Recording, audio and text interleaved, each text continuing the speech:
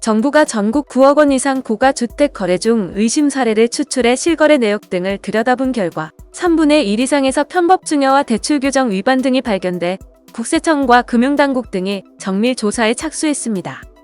일부 저축은행과 여신 전문 금융회사가 주택담보대출 비율 규제를 우회하는 사례가 적발돼 금융당국은 이들 대출에 대해서도 동일한 대출 규제를 적용하기로 했습니다.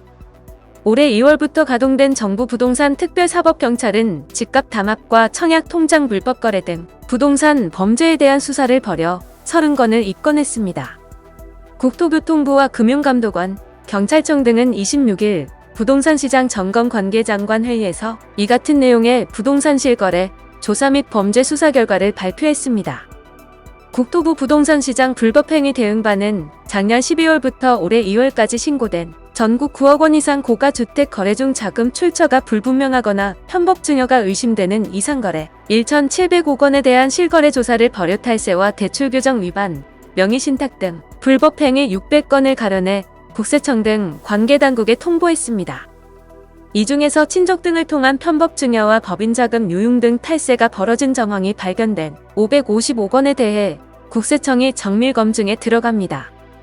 국세청은 탈세 의심 사례로 통보받은 자료 중 자금 출처와 변제 능력이 불분명한 세금 탈루 혐의자에 대해 세무조사에 착수할 계획입니다.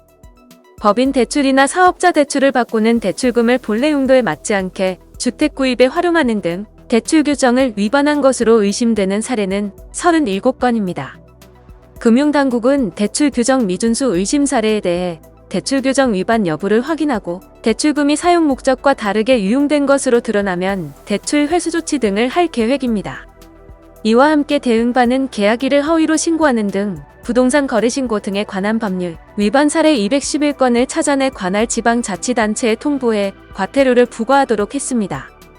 현재 대응반은 서울 송파 강남 용산과 경기도 광명 구리 등 수도권 과열 지역에 대해 고강도 실거래 기획조사를 벌이고 있습니다. 송파와 강남 용산 등지에선 토지 거래 허가제를 회피하기 위한 것으로 의심되는 거래가 주요 조사 대상이며 대응반은 이외의 10대의 주택 구입 등 자금 출처가 불분명한 거래도 면밀히 추적할 방침입니다. 대응반은 총 30건을 형사 입건했고 이 중에서 수사가 마무리된 15건은 검찰에 송치했다고 밝혔습니다. 현재 395건에 대해선 수사 중입니다.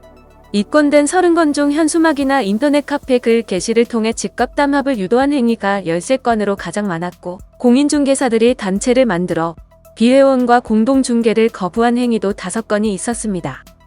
위장 전입이나 아파트 특별 공급 부정당첨은 9건, 공인중개사가 아니면서 부동산을 중개하거나 광고한 행위는 3건이었습니다.